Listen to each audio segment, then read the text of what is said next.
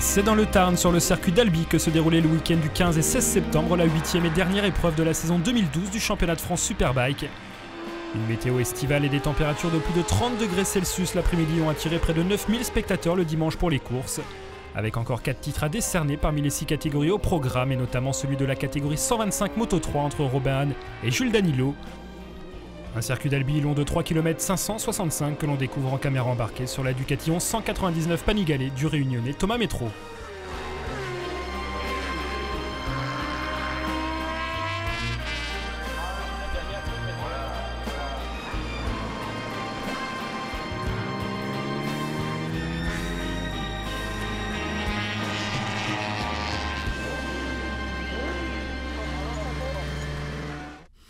Bonjour, vous êtes avec Thomas Métro pour un tour embarqué du circuit d'Albi au guidon de la Panigale. Donc la ligne droite des stands, on est en 5e, on a un gros freinage où on rentre la 3 pour passer le premier pif-paf. Donc les deux premiers points de corde très tard pour s'aligner, pour se faire une bonne sortie. Voilà, 3e, 4e, on accélère à fond, on freine, gros freinage pour le deuxième pif-paf. Là on rentre très tard dans le premier pour se dégager derrière une sortie avec la ligne droite la plus longue possible. Voilà, on réaccélère, 2, 3, 4, 5.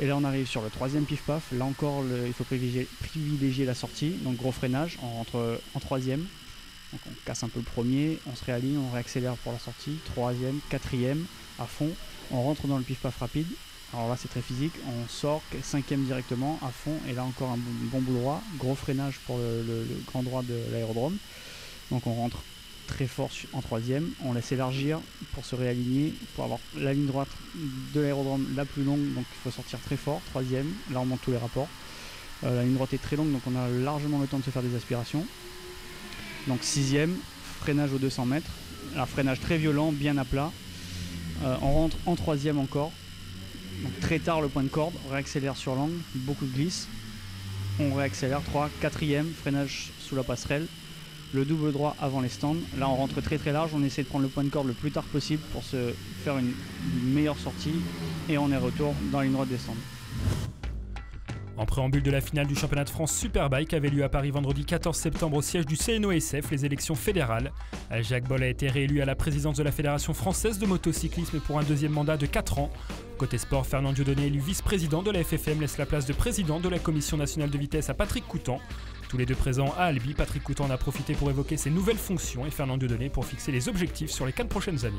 C'est le patron de tout ce qui se déroule en vitesse en France.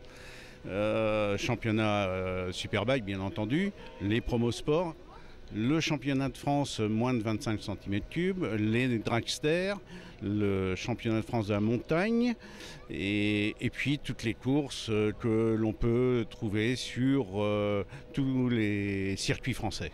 Les objectifs sont déjà de réussir à pérenniser la discipline, enfin la moto, parce que vous savez qu'elle est à l'heure actuelle l'objet de nombreuses attaques des divers gros groupes de toutes tendances qui souhaiteraient voir disparaître les sports mécaniques. Et puis également, il faut apporter une attention particulière à la structuration des ligues, aux organisateurs, essayer d'avoir une approche tout en restant des bénévoles, mais d'avoir une approche plus professionnelle, etc., etc. Si vous voulez, c'est une mutation qui va se faire tranquillement et voilà, c'est le programme pour les 4 ans à venir, le développement de notre discipline, avec toutes les compétences nécessaires pour en assurer le développement. Robin Hahn face à Jules Danilo, c'est le duel pour le titre dans la catégorie 125 Moto 3, 15 points les séparent avant l'ultime course de la saison ce week-end à Albi. Robin Hahn, 14 ans, arrive dans le Tarn leader du classement général pour sa première saison en championnat de France. Le Haut-Savoyard de la Dark Dog Academy a bâti sa saison sur la régularité en étant toujours classé dans les 5 premiers.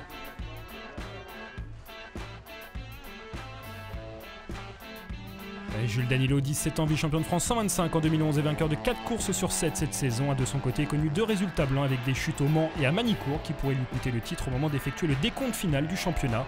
Interview croisée avant la course décisive pour le titre. Ce que j'ai à faire, c'est partir en tête et puis faire ce que j'ai à faire et puis on verra ce qui se passe derrière. Je vais essayer donc de partir avec lui parce que je pense qu'il va partir tout de suite en tête. Donc essayer de ne pas me faire coincer aux 3e, 4e, 5e place. Et si j'arrive à partir avec lui, je vais le faire. peut-être si j'ai beaucoup d'avance, lâcher prise à un certain moment. Il n'y a pas vraiment de stratégie, sachant qu'il n'y a personne qui va s'intercaler entre nous deux. Donc moi, je vais juste gagner la course et puis s'il tombe, bah, j'espère pas à la chute pour lui, mais c'est tant mieux pour moi. Je vais rien lâcher, donc si jamais je me retrouve 6ème, parce qu'il faut absolument que je fasse 5ème, si je suis 6ème, je vais absolument tout donner, quitte à faire une erreur ou quoi. Plutôt finir par terre que d'être à la porte de cette victoire du championnat. Au niveau du départ, je suis pas top, donc je vais travailler là-dessus, mais sinon oui, c'est surtout la régularité. Il va peut-être commettre des erreurs sur la fin de course si je reste derrière lui tout le long. Comme ça s'est passé plusieurs fois, par exemple à Dijon, où il a voulu repousser son freinage pour pas que je le passe, donc il a été un peu trop large. Donc je pense que c'est son plus gros point faible.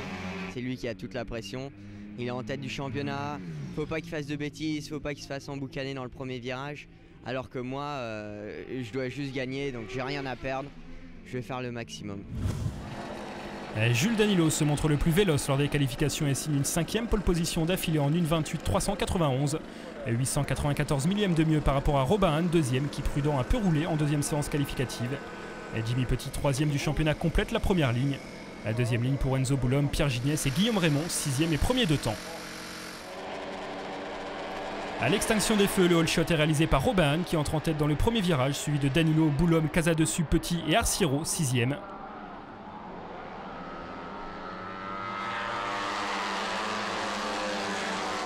Jules Danilo prend les commandes dans le premier tour, suivi par Hahn et Boulom. Les 3 hommes de tête ont déjà creusé un petit écart à l'issue du premier tour sur un groupe de 4 emmené par Hugo Casadessus devant Jimmy Petit, Christophe Arciero et Pierre Gignac. Après 4 tours, Danilo commence à s'échapper, seul en tête et compte un peu plus d'1 seconde d'avance sur Robin Hahn. Enzo Boulom, toujours 3e, n'a pas pu suivre le rythme des 3 premiers. Il est rejoint par Jimmy Petit et Hugo Casadessus. À mi-course, l'écart est fait. Danilo possède 2 secondes 7 d'avance sur Robin Hahn. En cas de victoire de Danilo, le pilote de la Dark Dog Academy sait qu'il doit terminer à une des 5 premières places pour être champion. Derrière, la 3e place est disputée et les positions ne cessent de changer entre Petit, Casadessus et Boulom qui termineront dans cet ordre. Plus loin dans la course, belle bagarre également pour la place de premier de temps au 8e rang entre Guillaume Raymond, Reynald Castillon-Giovanni et Guillaume Antiga. Dans la 2e partie de course, Jules Danilo continue de creuser l'écart. Le Lillois remporte sa 5e victoire de la saison et passe la ligne d'arrivée avec plus de 7 secondes d'avance sur Robin Hahn, qui devient le premier champion Moto 3 de l'histoire du championnat de France à 14 ans seulement.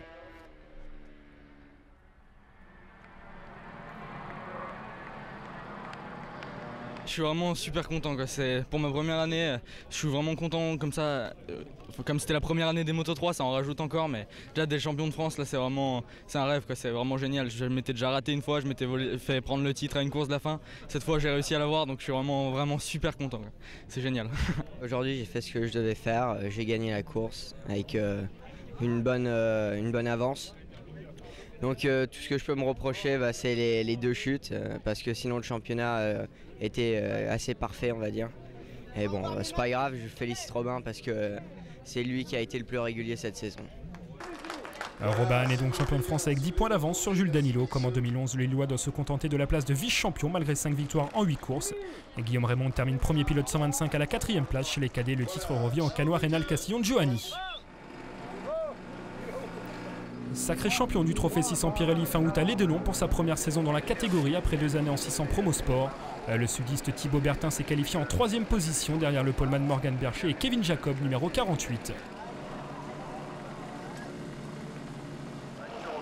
Johan Nigon numéro 41 est 4e devant le Lorrain Kevin Zalaï numéro 90 et Anthony Dumont qui se dispute ce week-end le titre du classement junior.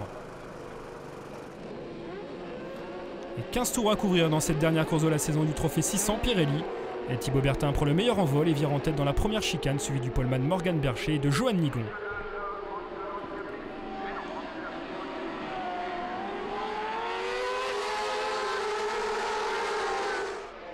Avant même la fin du premier tour, Bertin, alors leader, se fait piéger et perd l'avant dans le dernier virage du circuit sur une partie glissante de la piste.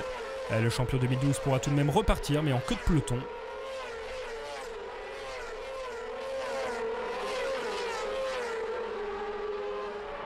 Après 4 tours, 3 hommes se sont détachés aux avant-postes. Johan Nigon, Morgan Bercher et Gabriel Ponce, suivi d'un groupe de 4 à 2 secondes derrière avec Hugo Clerc, Kevin Zalaï, Anthony Dumont et Kevin Jacob. Dans le 5e tour, Morgan Bercher, dont le meilleur résultat cette saison est une 4e place à Manicourt, s'empare de la première place devant Johan Nigon et Gabriel Ponce. Puis c'est au tour de Gabriel Ponce de prendre le meilleur sur Johan Nigon pour le gain de la deuxième place. Derrière, dans le groupe de chasse, Zalaï et Claire réalisent à tour de rôle le meilleur temps en course et réduisent l'écart sur le trio de tête. Alors que les 2 tiers de la course ont été effectués avec toujours le même trio, Bercher devant Ponce et Nigon. La course est arrêtée au drapeau rouge suite à la chute d'un concurrent.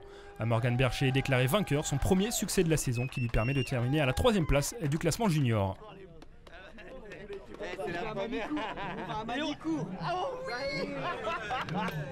C'est vraiment bien pour moi, j'ai dominé tout le week-end, les séances qualificatives, donc je me vois récompensé d'une belle victoire, ça fait vraiment plaisir. Je remercie vraiment déjà mon équipe, mes parents, mes sponsors.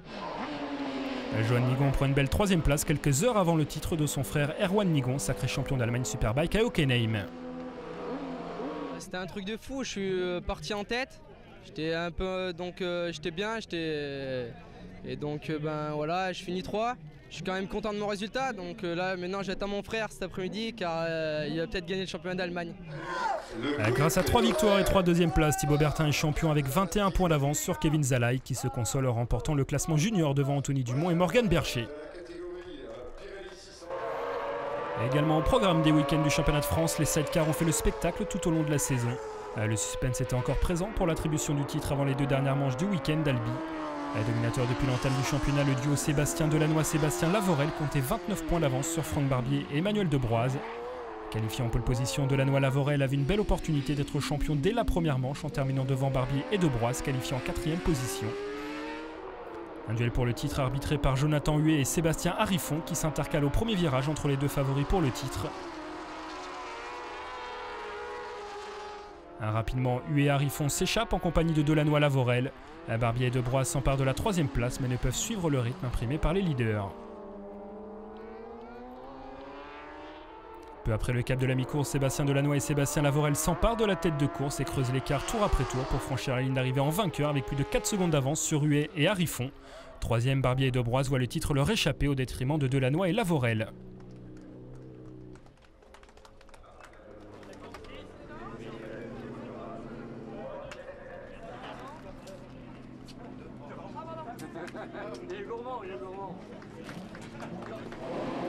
Dans la dernière course de la saison, le scénario est identique à la première manche.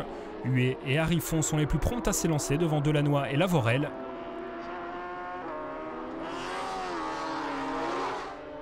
Au 8e tour, les nouveaux champions s'emparent de la première place au bout de la ligne droite et ne la lâcheront plus jusqu'à la ligne d'arrivée, franchie avec plus de 8 secondes d'avance sur Huet et Harifon, 2e. Barbier et Debroise terminent une nouvelle fois à la 3e place. Au classement final du championnat, Sébastien Delannoy et Sébastien Lavorel sont champions avec 47 points d'avance sur Franck Barbier et Emmanuel Debroise. En F2, le titre était déjà acquis depuis les 2 noms pour le duo Estelle Leblond et Thomas Quintre. La Coupe de France European Bike se fêtait également sa finale dans le Tarn pour sa toute première édition après avoir pris la suite du championnat Top Twin en 2012. Et Thierry Capella, son organisateur, dresse un bilan positif au terme de la première saison de cette nouvelle catégorie réservée aux machines européennes. Bilan plutôt positif parce qu'en fait on avait décidé d'ouvrir cette catégorie justement aux multicylindres, c'est-à-dire 4 cylindres, toujours en restant bien sûr dans une logique de marque de moto européenne. On était un petit peu limité, ça fonctionnait bien mais on était un petit peu limité en restant que sur du twin. Donc non, je suis ravi. Le titre restait à décerner pour cette finale d'Albi dans la Coupe de France European Bikes entre Stéphane Pagani et Nicolas Trollard, tous les deux sur Ducati 1198. Avec 25 points d'avance, Stéphane Pagani pouvait être titré dès l'issue de la première manche en terminant devant Nicolas Trollard, auteur de la pole position. Le pilote de la Ducati numéro 3 repousse l'échéance en s'imposant dans la première course. Stéphane Pagani termine seulement 3e à 20 secondes de son rival pour le titre. Michel Amalric s'est intercalé entre les 2 hommes en prenant la 2e place. Au départ de la 2e manche décisive pour le titre, Stéphane Pagani possède 16 points d'avance sur Nicolas Trollard. Mais contraint de rentrer au stand à 2 tours de l'arrivée, Trollard laisse la 2e place et le titre de la Coupe de France European Bikes à son rival Stéphane Pagani. La victoire de cette dernière course revient à Michel Amalric. Sur le podium final du championnat, on retrouve donc les 3 animateurs de ce week-end d'Albi, Stéphane Pagani, Nicolas Trollard et Michel Amalric.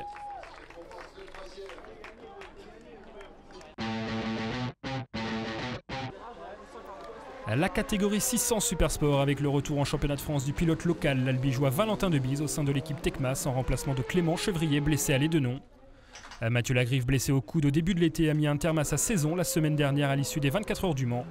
Il est remplacé dans la structure technique racing de Philippe Muchery par Ornella Ongaro qui effectue son retour en Supersport après avoir débuté la saison en trophée 600 Pirelli. Accréditée du 16e chrono en qualification, la seule femme du plateau s'élance depuis la 6e ligne pour les 2 courses du dimanche. En pole position pour la 5e fois cette saison, Grégory Leblanc, titré il y a 2 mois à Dijon, affiche sa décontraction sur la grille de départ.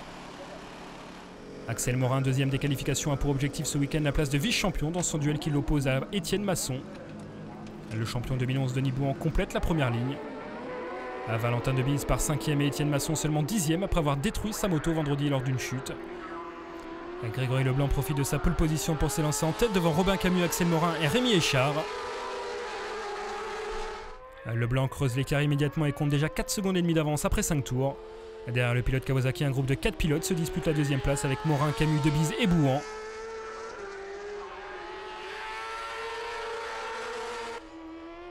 À mi-course, Leblanc a course gagnée avec près de 6 secondes d'avance sur un groupe désormais composé de 5 pilotes. David Perret est revenu au contact de Camus, Morin, Debise et Bouan qui ne cessent de s'échanger la 2e place. Un peu plus loin, Échard, Guité, Masson et Di Carlo sont en bagarre pour la 7e place et complètent le top 10. Pour la première fois de la saison en lutte pour le podium, Robin Camus commet une erreur dans le 12e tour et perd 3 positions, ce qui le relègue en dernière position de son groupe. Sans trembler, Grégory Leblanc s'impose pour la 9e fois de la saison. Les 2 dernières places du podium sont finalement revenues dans le dernier tour à Denis Bouan qui termine devant Axel Morin 3e. David Perret franchit la ligne en 4e position devant Debise 5e. J'ai attaqué dès le premier secteur, c'est là où je faisais la différence pendant les qualifs. Et je me suis retrouvé à passer le premier tour, je crois, avec plus d'1 seconde d'avance. Et j'ai appliqué la stratégie que je voulais, poussé pendant 4 tours à bloc. Je crois que je faisais que des 22 et je me suis retrouvé vite avec 6 secondes d'avance. Et puis après, il restait 12-13 tours. Et donc j'ai géré, je les voyais derrière qui s'arsouillaient parce que je tournais la tête et je les voyais. Donc voilà, une course, content d'avoir gagné, un peu ennuyeuse certes quand on roule tout seul. Mais bon, je pense que cet après-midi, ça sera plus sympa avec la chaleur. Les pneus vont commencer à glisser et on va pouvoir faire une belle bagarre.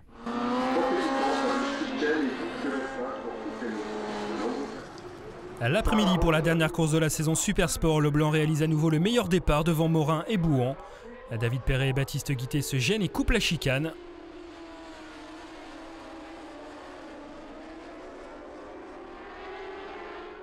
Leblanc boucle le premier tour en tête devant Morin, Bouan, Debise, Camus, Perret, Di Carlo, Guité, Échard et Masson pour le top 10.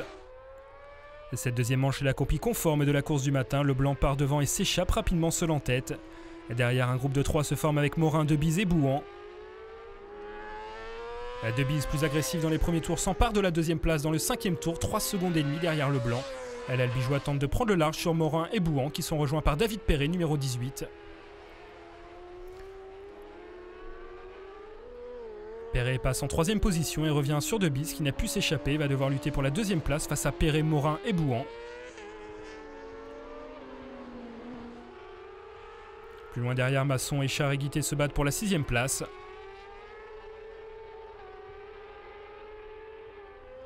Après 15 tours, l'avance de Leblanc est de plus de 6 secondes lorsque la course est arrêtée au drapeau rouge suite à la chute de Rémi Échard. Doublé 10e victoire de la saison pour Grégory Leblanc devant Valentin Debise 2e et David Perret 3e. Je voudrais faire un grand coucou et remercier toute l'équipe, tous les mécanos qu'a fait le staff, Kawasaki, Pirelli. Voilà, c'est une saison exceptionnelle et j'espère qu'on refera la même chose l'année prochaine. Titré pour la 2e fois de sa carrière en Super Sport, Grégory Leblanc termine la saison avec 132 points d'avance sur Axel Morin 2e. Étienne Masson complète le podium final du championnat devant David Perret et Denis Bouan. Une semaine après les 24 heures du Mans moto remportées par Julien Dacosta, Grégory Leblanc et Freddy Forêt sur la Kawasaki de l'équipe SRC. 7 champions du monde d'endurance étaient présents à Albi. Marc Fontan, Jean-Michel Mattioli, Sébastien Gimbert, Julien Dacosta, Vincent Philippe, Anthony Delal et Hervé Moineau totalisent à eux 7 18 titres de champion du monde sur les 4 dernières décennies. Double champion du monde en 2007 et 2008 et vainqueur pour la 3e année d'affilée des 24 heures du Mans. Julien Dacosta dresse le bilan d'une saison exceptionnelle. Très serré, hein. À chaque fois c'était moins d'un tour cette année. On commence à avoir l'habitude maintenant, donc on ne se repose pas et je pense que c'est ça le moteur, c'est qu'on est toujours sous tension et l'équipe se donne à 100%. Et la différence, je pense que, je sais pas, un peu tout, et il faut une course d'endurance, il faut tout additionner, donc voilà, on a eu beaucoup de chance, on a mis du gaz quand il fallait mettre du gaz, ne pas prendre de risques quand il fallait pas les prendre, donc voilà, tout nous réussit. Une année 2012 a marqué d'une pierre blanche. Vincent Philippe, 2e des 24 heures du Mans, a remporté un 7e titre de champion du monde d'endurance dans la Sarthe. Le pilote du CERT s'est imposé dans les années 2000 comme la référence de la discipline. Il faut beaucoup de courage, évidemment. C'est des courses difficiles à gagner, difficiles dans le sens physique également. Il faut se préparer très dur à côté de la moto. Donc je crois que le physique est primordial dans ces courses-là. Et puis là-haut, c'est sûr qu'il ne faut pas s'écouter trop. On passe par des moments de doute, par des moments de douleur, des moments de fatigue. Et tout ça, il faut le mettre de côté pour donner le maximum à chaque fois sur la moto. Donc voilà, moi ce que je fais, c'est que chaque année, je remets les compteurs à zéro. Je fais comme si j'avais aucun titre et je repars de plus belle chaque fois. J'essaie toujours d'être le meilleur, d'être au niveau de mes collègues et puis de gagner toujours et toujours. Quadruple champion du monde d'endurance dans les années 80, Hervé Moineau a également été l'entraîneur de Vincent Philippe en équipe de France de vitesse au début de la carrière du doubiste. Il nous parle de ses qualités qui en font aujourd'hui la référence de l'endurance. Vincent, c'est avant tout un très grand sportif. C'est quelqu'un qui est très généreux, qui a du cœur. Et on le voit puisqu'il fait aussi des courses de vélo, parce qu'il est assez discret là-dessus, mais bon, il gagne quand même des courses de vélo. En même temps, il fait le championnat de France Superbike et en même temps, il fait le championnat du monde d'endurance. Il est en effet 7 fois. Et c'est aussi un redoutable pilote, parce que là, on a vu sur ces dernières 24 heures, ils ont fait la course quasiment à deux avec Anthony Delal. Et voilà, c'est un redoutable, c'est un pilier. Seul pilote à être descendu sous la barre d'1 minute 19 secondes lors des qualifications, Sébastien Gimbert est en pole position de la catégorie Superbike. Julien Dacosta, deuxième, a besoin d'inscrire seulement 2 points pour valider le titre suite à l'appel effectué par David Muscat après son déclassement à l'Aidenon. Vincent Philippe complète la première ligne de la grille de départ. Sur la deuxième ligne, David Muscat est qualifié en 4e position mais n'est pas présent pour la première manche. Après la casse du moteur de sa Ducati lors du warm-up, il laisse Mathieu Ginès et Hugo Marchand seuls sur la deuxième ligne. À l'extinction des feux, ils sont 26 à s'élancer pour l'avant-dernière course de la saison. Julien Dacosta surprend Sébastien Gimbert et vire en tête dans le premier droit, suivi de Gimbert, Philippe, Ginès, Marchand et Dietrich. À l'image de cette saison 2012, on va assister à un duel entre le Bitarois Julien Dacosta et le Varois Sébastien Gimbert. Avec déjà plus de 6 secondes d'avance sur Vincent Philippe, 3e avant le cap de la mi-course. Gimbert double Dacosta dans le 8e tour et s'empare du commandement. Le pilote BMW creuse l'écart sur le pilote Kawasaki dans la deuxième partie de course et s'impose pour la 5e fois de la saison avec plus de 7 secondes d'avance sur Julien Dacosta, qui valide le titre de champion de France Superbike en terminant 2e.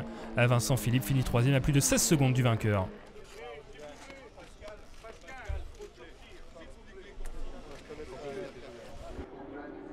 Le départ de la dernière manche Superbike de la saison, Sébastien Gimbert s'élance en tête devant Dacosta et Ginès, 3e.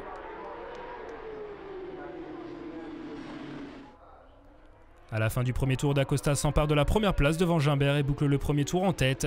Les 2 hommes forts de la saison licenciés au motoclub d'Albi s'échappent rapidement et laissent derrière eux un trio se battre pour la dernière marche du podium, composé de Ginès, Philippe et Muscat de retour après avoir manqué la première manche.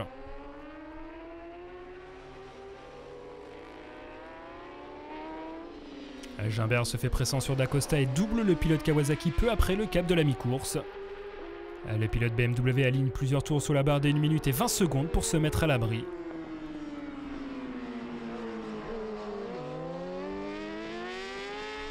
Pour la 3e place, Ginès, Muscat et Philippe sont rejoints par Guillaume Dietrich en fin de course. Mais comme à l'Aidenon fin août, Gimbert réalise le doublé et termine la saison sur une note positive avec 5 victoires lors des 6 dernières courses. Le podium est identique à la première manche. Julien Dacosta termine 2e et Vincent Philippe 3e. Je voyais ma moto chauffer. Et en fait j'ai dû prendre un caillou dans le radiateur en doublant un retardataire. Et voilà quoi, donc ça faisait 2 tours que j'étais à 115 degrés, donc je décomptais les tours, mais bon, la BMW elle est fiable, elle roule même sans eau, donc il n'y a pas de souci. Un peu déçu quand même, j'aurais aimé gagner la dernière course de l'année, mais bon voilà, on a fait ce qu'on a pu, on a le titre, on a bien travaillé en début d'année. Ça a payé, donc voilà, heureusement qu'on avait pris cette avance, les adversaires sont revenus très forts à la fin. Au classement final du championnat, Julien Dacosta est titré avec 42 points d'avance sur Sébastien Gimbert. Et Guillaume Dietrich termine sur le podium final à la 3e place et devance Vincent Philippe et Mathieu Ginès.